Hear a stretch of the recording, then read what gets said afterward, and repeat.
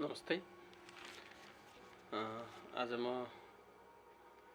Sleep mastery यानि कि निद र यसले हाम्रो शरीरमा पार्ने प्रभाव र यसलाई कसरी निदलाई कसरी राम्रो बनाउन सकिन्छ भन्ने बारेमा छलफल गर्नेछु। निद कसैको लागि एकदम हलुको हुन सक्छ, यानि कि निद भनेको केही पनि होइन भन्ने जस्तो हुन सक्छ भने कसैको लागि एकदमै मुस्किल हो निद भनेको। किनभने रातभरि नै निद्रा लागेन भने त्यो व्यक्तिलाई पक्कै पनि कति गाह्रो हुन्छ त्यो सम्बन्धित व्यक्तिलाई मात्रै थाहा हुन्छ।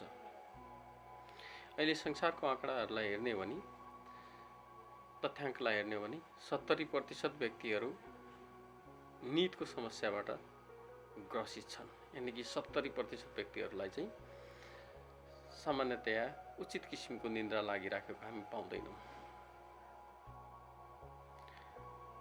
निदको बारेमा जान्नुभन्दा पहिला हामीले थिङ्किङ र ओभर थिङ्किङको बारेमा जान्नु उपयुक्त हुन्छ।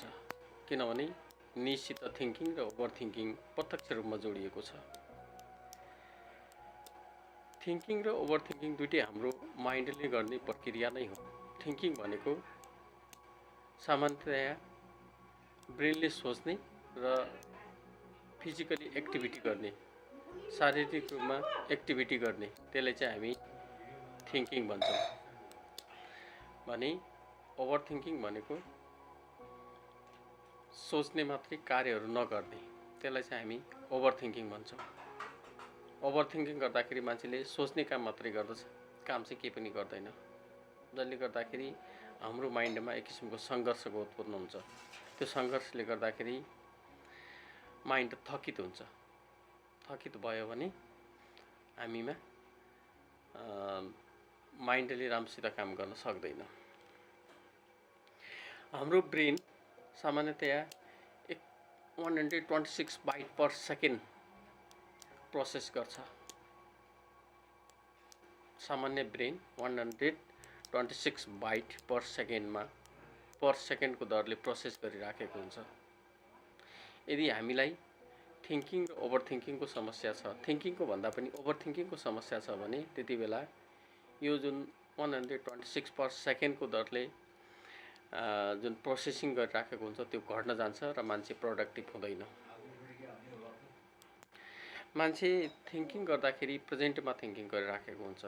अहिले नै केही कुराहरू सोच्ने र अहिले नै केही कामहरू गर्ने, त्यसलाई चाहिँ हामी थिङ्किङ भन्छौँ।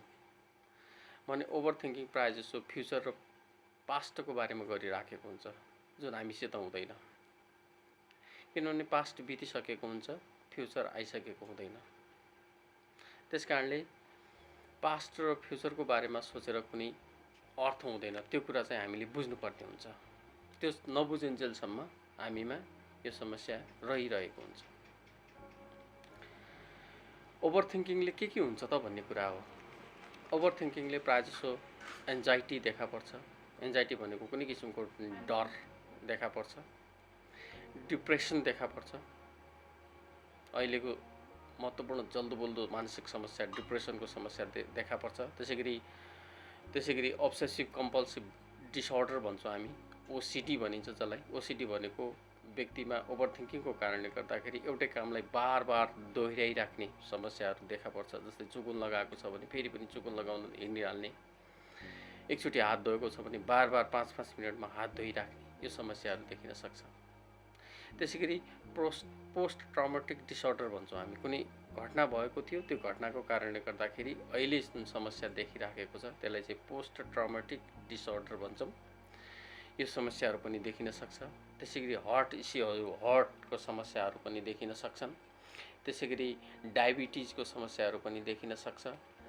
मसल्स टेन्सनहरू, यानि कि मांसपेशीमा अलिकति काउकुती लागे जस्तो हुने, हैन, अलिकति गुदगुदी भयो जस्तो हुने, हैन, बौडिने, त्यस्ता समस्याहरू, माइग्रेनको समस्याहरू देखिन सक्छ ओभर थिङ्किङको कारणले गर्दाखेरि। अब ओभर थिङ्किङ कम गर्ने केही उपायहरू पनि छन्, नभएका होइन। के भने हामीले आफूसित आफूले गर्न सक्ने, आफ्नो कन्ट्रोलमा भएका 5वटा कुराहरूलाई चाहिँ लेख्ने हैन, लेखिसकेपछि ती कामहरू पनि गर्ने, एक्सन गर्ने र 5वटा गर्न नसक्ने कामहरू पनि लेख्ने। गर्न नसक्ने कामहरू लेखिसकेपछि हाम्रो माइन्डले त्यो कभर गर्न सक्दैन, त्यसलाई हाम्रो कन्ट्रोलमा हुँदैन। त्यो कन्ट्रोलमा नभइसकेपछि त्यस्ता कन्ट्रोलमा नभएका कुराहरूलाई हामीले राख्ने होइन, त्यसलाई चाहिँ हामीले जलाइदिने। त्यो जुन पानामा हामीले लेखेका छौँ त्यसलाई चाहिँ जलाइदिने। त्यो जलाउँदाखेरि हाम्रो माइन्डले हाम्रो माइन्डमा के सन्देश जान्छ भने यो हामीलाई आवश्यक छैन, यो मलाई आवश्यक छैन भन्ने एक किसिमको सन्देश जान्छ र जसले गर्दाखेरि हाम्रो माइन्डबाट बिस्तारै ती कुराहरू बिस्तारै डिलिट हुँदै जान्छन्, बिस्तारै छुट्दै जान्छन्। यो 2वटा प्रक्रियाहरू हामी अपनाउन सक्छौँ। अब हामी केही स्लिप क्वालिटीको बारेमा चर्चा गर्छौँ। स्लिप क्वालिटी परमात्माले या हाम्रो ब्रह्माण्डले, युनिभर्सले मान्छेलाई 30% टाइम आफ्नो जिन्दगीभरको 30% टाइम सुत्नको लागि दिएको छ। त्यसकारण त्यो 30% टाइम हामीले सुत्नमा गुजार्नै पर्छ, बिताउनै पर्छ। तब मात्रै हाम्रो सुताइ क्वालिटीयुक्त हुन्छ। हाम्रो हाम्रो शरीरका अर्ग्यानहरू इनर्जेटिक हुन्छन्। हाम्रो शरीरको अर्ग्यानहरूमा इनर्जी, थप ऊर्जा पैदा हुन्छ। यदि सुत्न राम्रोसित सकेन भने त्यति बेला हाम्रो शरीरका विभिन्न अर्गानहरू इनर्जेटिक हुँदैनन्, ऊर्जा पैदा हुँदैन। अब कम सुताइबाट के समस्या देखिन्छ पहिला त्यसको बारेमा हामी थोरै चर्चा गरौँ। कम सुताइबाट धेरै समस्याहरू देखिन सक्छन्।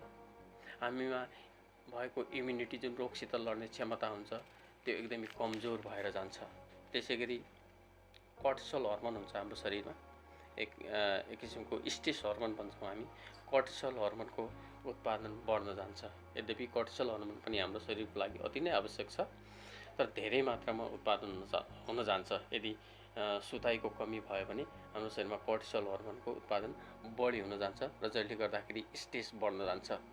मान्छे अनरिसोर्सफुल हुन्छ। अनरिसोर्सफुल भनेको मान्छेमा विभिन्न किसिमका नेगेटिभ बिहेभियरहरू देखा पर्न सक्छन्।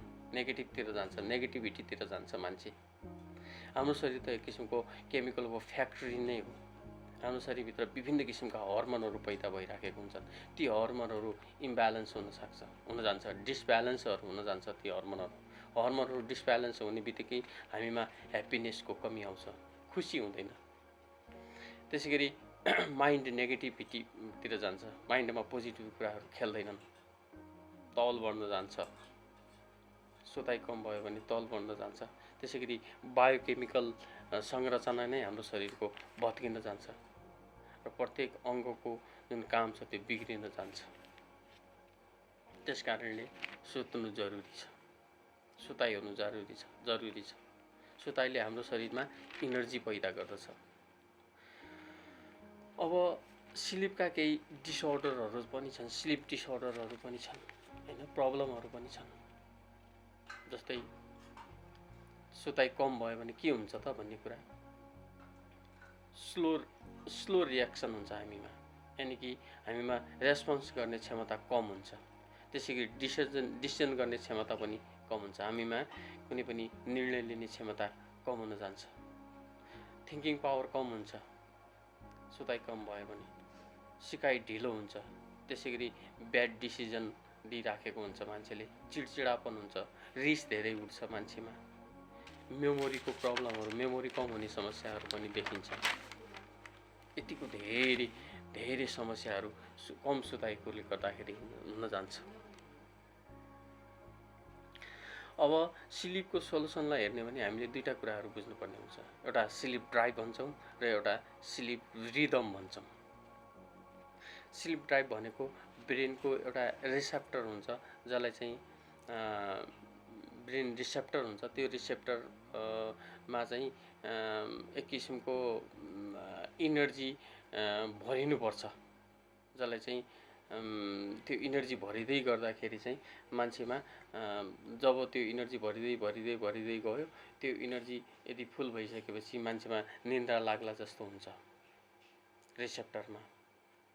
यदि हामीले त्यो इनर्जी राम्रोसित भर्न सकेनौँ भने त्यति बेला चाहिँ हामीमा सुत्ने मनै लाग्दैन, सुत्ने इच्छा हुँदैन। दोस्रो छ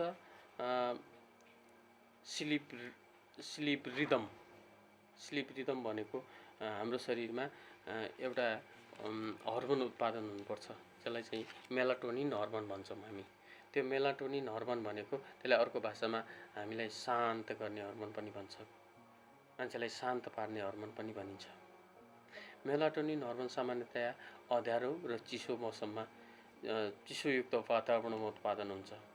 त्यसैले गर्दा हामी चिसो मौसममा चाहिँ अलिकति बढी निन्द्रा पर्छ मान्छेलाई। अँध्यारो जबसम्म हुँदैन मेलाटोनिन हर्मोनको उत्पादन हुन सक्दैन। मेलाटोनिन हर्मोन उत्पादन हुनुको लागि जिङ्क र म्याग्नेसियमको आवश्यकता पनि मान्छेमा पर्छ। त्यसकारणले जिङ्क र म्याग्नेसियमको परिपूर्ति पनि भइराखेको हुनुपर्छ, जसले गर्दा मेलाटोनिन हर्मोनको उत्पादन बढ्न जान्छ। त्यसैगरी सुत्ने बेला चाहिँ मोबाइल चलाउँदाखेरि हाम्रो ब्रेनमा एउटा यस्तो मेसेज जान्छ कि अहिले दिउँसो नै छ, दिन नै छ भन्ने किसिमको मेसेज जान्छ। किनभने मैले अघिल्ला भिडियोहरूमा पनि भनेको छु, हाम्रो दिमागले के सही हो के गलत हो छुट्याउन सक्दैन। यदि बाहिरबाट लाइटमै हामी बसिराखेको हुन्छौँ भने हाम्रो दिमागले चाहिँ दिउँसो नै छ भनेर त्यस्तो मेसेज जान्छ हाम्रो दिमागमा र मेलाटोनिन उत्पादन गर्दैन र हामीमा निन्द्रा लाग्दैन। अब अर्को चर्चा गरौँ हामी स्लिपका केही स्टेजहरू छन्, चरणहरू छन्। सामान्यतया स्लिपमा हेर्दाखेरि एउटा रातभरिमा 4वटा हामीले साइकलहरू पुरा गर्नुपर्छ। एउटा साइकल 90 मिनटको हुने गर्दछ। त्यो 90 मिनटभित्र के हुन्छन् त भन्ने कुरा हो। सुरुवातमा चाहिँ हामी सुत्ने बेलाको जुन पहिलो चरण छ त्यो 5% हुन्छ। त्यसमा हाम्रो निन्द्रा लाग्ने अलिअलि झ्यापझुप हुने जस्तो जुन कन्डिसन हुन्छ त्यसलाई चाहिँ हामी सुताइको पहिलो चरण भन्छौँ। दोस्रो चरणमा चाहिँ हामी हाम्रो जुन माइन्ड चाहिँ इनर्जेटिक हुन्छ, माइन्डमा चाहिँ ऊर्जा भरिन्छ, माइन्डमा चाहिँ इनर्जी भरिन्छ। त्यो समय 20% हुन्छ। 20%को समय त्यसले लिन्छ। तेस्रो हो फिजिकल रिसोर्सफुल स्टेज, यानि कि जुन हाम्रो शरीरमा भएका विभिन्न किसिमका फिजिकली जुन के अरे हाम्रो मसल्समा कुनै ठाउँमा चोट लागेको छ, त्यसै गरी मसल्समा एक किसिमको टेन्सन आएको छ हैन, फिजिकली जति पनि समस्याहरू भएका छन् ती समस्याहरूलाई चाहिँ हिलिङ गर्छ हाम्रो शरीरले। त्यो समय 25% हुन्छ। हाम्रो शरीरले प्रत्येक दिन हाम्रो शरीरलाई हिलिङ गरिराखेको हुन्छ। हाम्रो माइन्डले प्रत्येक दिन हाम्रो शरीर र हाम्रो माइन्डलाई हिलिङ गरिराखेको हुन्छ। कति बेला हिलिङ गर्छ भने सुतिराखेको बेला हिलिङ गर्छ। जति पनि दिउँसोतिर हाम्रो सेल्सहरू, त्यसै गरी अर्ग्यानमा भएका सेलहरू ड्यामेज भएका हुन्छन्, ती सबैलाई चाहिँ हिलिङ गरिराखेको हुन्छ। टेन्सनमा गएका हुन्छन् तीले चाहिँ हिलिङ गरिराखेको हुन्छ। यदि आज हिलिङ भएन, आजको रातिमा हिलिङ भएन भने भोलि मान्छेले काम गर्न सक्दैन। मान्छे इनर्जी थप्नुपर्छ। त्यसकारणले तेस्रो चौथो स्टेज भनेको चाहिँ के हो भने ऱ्यापिड आई मुभमेन्ट भन्छौँ। ऱ्यापिड आई मुभमेन्ट 50% टाइम यसले लिन्छ। यति बेला चाहिँ हामीलाई त्यो थाहा हुँदैन, तर भित्रभित्रै हाम्रो आँखाको लिडहरू चाहिँ मुभमेन्ट भइराखेको हुन्छ। यो चाहिँ 50% को टाइम हो। यो सम्पूर्ण मिलाउँदाखेरि चाहिँ 90 मिनटको टाइम यो एक साइकलले लिइराखेको हुन्छ। एक साइकल पुरा भइसकेपछि अर्को साइकलको सुरुवात हुन्छ। यति बेला मान्छे बिउज्दैन, तर यो साइकल 4 चोटि दोहोरिनुपर्छ। सामान्यतया धेरै रिसर्चहरूले के भनेको छ भने एकचोटि के अरे पुरुषहरूमा यो 90 मिनटको साइकल 4वटा साइकल र महिलाहरूमा चाहिँ 5वटा साइकलहरू पुरा भएको हुनुपर्छ। तब मात्रै त्यसलाई चाहिँ एउटा साउन्ड स्लिप भनेर हामी भन्न सक्छौँ। यदि साउन्ड स्लिप भएन भने मान्छेमा इनर्जी भरिँदैन। सुताइ भनेको हाम्रो शरीरको भएको माइन्ड र शरीरलाई चाहिँ इनर्जी भर्ने काम हो। तब मात्रै भोलिपल्टको दिन चाहिँ राम्रोसित मान्छेले काम गर्न सक्छ। अब निरलाई सुधार्नको लागि के गर्न सक्छौँ त हामी? सबैभन्दा महत्त्वपूर्ण कुरा यही हो। निरलाई सुधार्नको लागि चाहिँ हामीले सबैभन्दा पहिला टाइम फिक्स गर्नुपर्छ। फिक्स टाइम भयो भने हाम्रो माइन्डले जसरी हामीले आफूले फिक्स टाइम गरेको हुन्छौँ त्यसै किसिमको माइन्डले पनि टाइम फिक्स गर्छ र त्यही अनुरूप 10 बजे सुत 4 बजे उठ्ने हो भने त्यो फिक्स टाइममा मान्छेलाई निन्द्रा पर्न सजिलो हुन्छ। त्यसै गरी फिजिकल एक्सर्साइजहरूको आवश्यकता पर्छ। एक्सर्साइज भयो भने हाम्रो जुन माइन्डमा भएको स्लिपको रिसेप्टर छ त्यो रिसेप्टरले काम गर्छ र मान्छे सुत्नुको लागि सजिलो हुन्छ। त्यसै गरी कोठालाई अँध्यारो पार्नुपर्छ र सकभर थोरै भए पनि चिसो मौसम, कोठा अँध्यारो हुने बित्तिकै आवश्यक थोरै मात्रामा भए पनि चिसो मौसम भइहाल्छ र मान्छे सुत्नलाई यानि कि मेलाटोनिन हर्मोन उत्पादनमा सहयोग हुन्छ। खाना चाहिँ 2 देखि 3 घण्टा पहिला नै खानुपर्छ, सुत्नुभन्दा पहिला नै खाने गर्नुपर्छ। त्यसै गरी स्टिमुलेन्ट खानेकुराहरू कुनै पनि सुत्नुभन्दा अगाडि खानु हुँदैन, जस्तै चिया भयो, कफी भयो, यी खानेकुराहरू खानु हुँदैन। त्यसै गरी सकिन्छ भने एउटा गजबको थेरापी छ, हट बाथ थेरापी भन्छौँ हामी, तातो पानीले सुत्नुभन्दा पहिला नुहाउने। यसले पनि हाम्रो शरीरमा सुत्नुको लागि या मेलाटोनिन हर्मोन उत्पादन गर्नुको लागि चाहिँ सहयोग गर्छ। र सकिन्छ भने त एनएलपीले एउटा ऊर्जाको विज्ञानले चाहिँ के भन्छ भने त्यो तातो पानीमा यदि थोरै नुन राखेर यो घाँटीभन्दा मुनि, यदि घाँटीभन्दा मुनि मात्रै कपाल र अनुहारमा चाहिँ त्यो नुन पानी राख्नु भएन, घाँटीभन्दा मुनि नुहाउने हो भने त्यसले हामीमा भएको नेगेटिभ ऊर्जालाई चाहिँ हाम्रो शरीरबाट बाहिर बखाल्छ भन्ने छ। त्यसै गरी सुत्ने बेला चाहिँ सबकन्सियस माइन्डलाई आफूले कहाँ पुग्ने भन्ने जुन एउटा गोल लिएको छ त्यो गोल 2-3 मिनट पहिला हामीले सबकन्सियस माइन्डलाई त्यो गोल दिने हो भने त्यो गोल रातभरि नै सबकन्सियस माइन्डले एउटा प्रोग्रामको रूपमा लिइराखेको हुन्छ, प्रोग्राम गरिराखेको हुन्छ र सो हामी हाम्रो गोलमा पुग्न सक्छौँ। हाम्रो सबकन्सियस माइन्डले युनिभर्सबाट त्यो कुराहरू मागिराखेको हुन्छ। जस्तै छोराछोरीहरूले चक्लेट केही पनि माग्दाखेरि बुवाले जसरी भए पनि छोराछोरीलाई चक्लेट खोजेर दिइराखेको हुन्छ। त्यसै गरी हामीले पनि सबकन्सियस माइन्डलाई कुनै कुराहरू माग्यौँ भने पक्कै पनि अवश्य पनि युनिभर्सबाट त्यो कुराहरू खोजेर हामीमा प्रोभाइड गरिराखेको हुन्छ। यो स्लिप मास्टरिङको केही कुराहरू तपाईँले जिज्ञासा